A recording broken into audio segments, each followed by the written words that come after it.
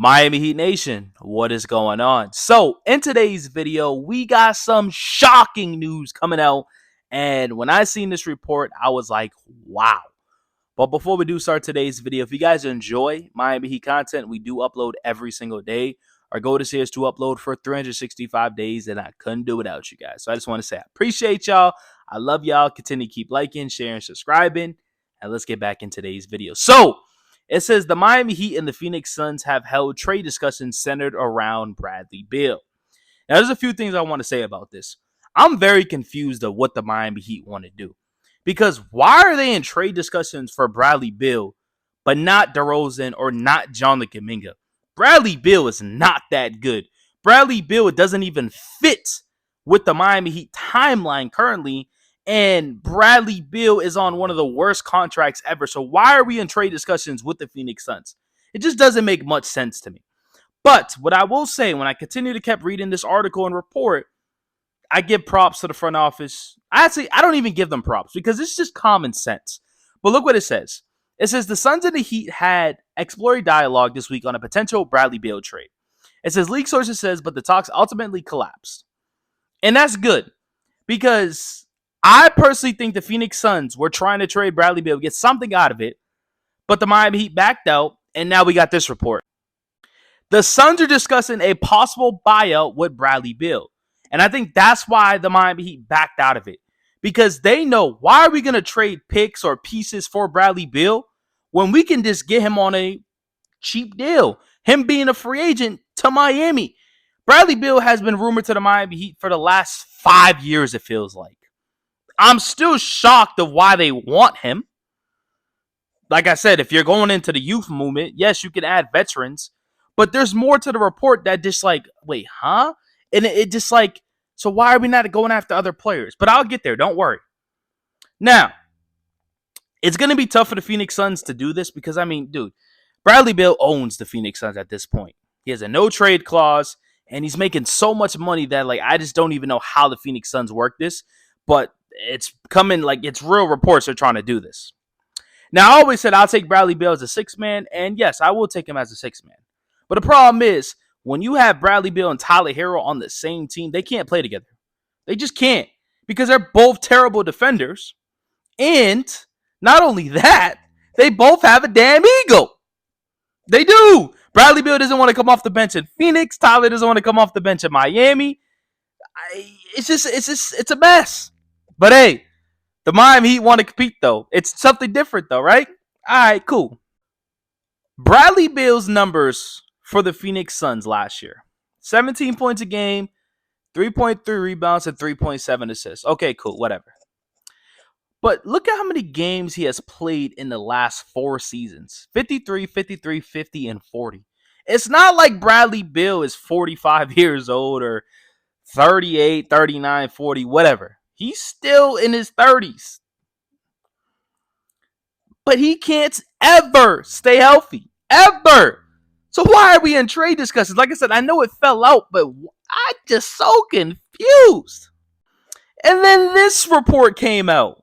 It says the Miami Heat have serious interest in signing Bradley Beal if he's bought out and Damian Lillard. So now the Miami Heat want one potential free agent in Bradley Beal and obviously another free agent in Dame Lillard. So how would that work out? Dame Lillard doesn't come back, till probably the end of the season, early playoffs. That's just kind of giving me an estimate. It could be longer. Do you insert Dame Lillard in the starting lineup? You put him off the bench and have him and Beal coming off the bench playing together? Do you have Davion Tyler starting? Do you have Damian Lillard and Tyler starting? Defense is kind of weak there, but we probably score a lot of points. So, like, it just doesn't make much sense. And another thing that I do want to say, the Miami Heat's roster is pretty much complete.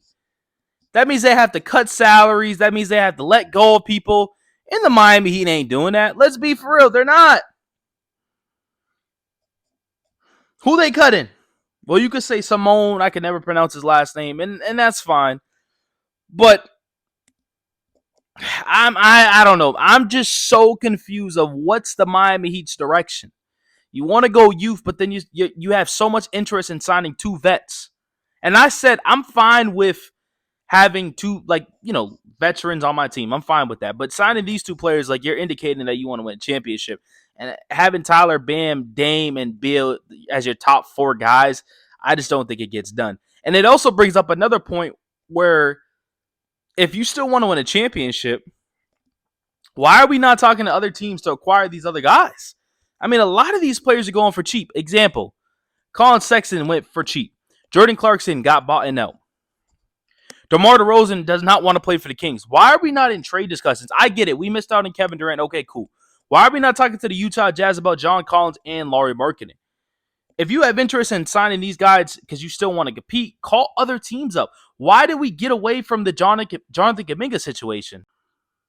Now, it is tough because probably the Miami Heat don't want to do this, and I get it. The Golden State Warriors are seeking a promising young player and a first-round pick in a sign-and trade involving Kuminga. I get it. You don't want to offer that. Okay. I think Jonathan Kuminga has a lot of potential. I really do. I think he could be a good player in this league. I think that he can grow him and make him a better person. Well, not a better person, but a better athlete, I would say, right? But there's players available. There's tons of players available that you can go out there and improve your roster. The tough thing, too, is like the Miami Heat front office knows that the Eastern Conference is wide open. Like, they know that. Every GM knows this. Just everybody. They know Tatum's going to be out for a while. They know Dame, even if you sign Dame, cool, he's going to be out for a while. And Tyrese Halliburton. I went through the Eastern Conference and I seen 4 to 5 teams. I'm like, okay, cool. After that, I'm just like, dude, who's winning the Eastern Conference? This is why the Miami Heat should have just went all in. They should have. Now they will be like, oh, our goal is to wait for a superstar to ask out. Okay, so when the superstar asks out, what, are you going to make Nikola Jovic unavailable again? Are you going to make Jaime unavailable again? Or do you even have enough assets that the Bucks want? Like, be for real. Are you going to let go of Khalil Ware for Giannis? You're probably not. So that's why I don't like, oh, let's wait for the star. No, let's go now. Like I told you guys, and if you've been watching my videos, I said, okay, choose a direction. I'm fine with the youth moment. We still got to add a little veterans, to team up with the young guys. But then when I hear a report about you guys wanting Bradley Beal and Dame Lillard, and you try to trade for Bradley Beal, it's just like, what?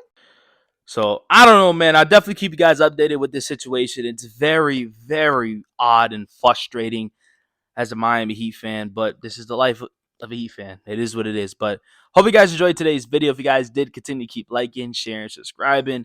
I appreciate y'all. I love y'all, and I'm out.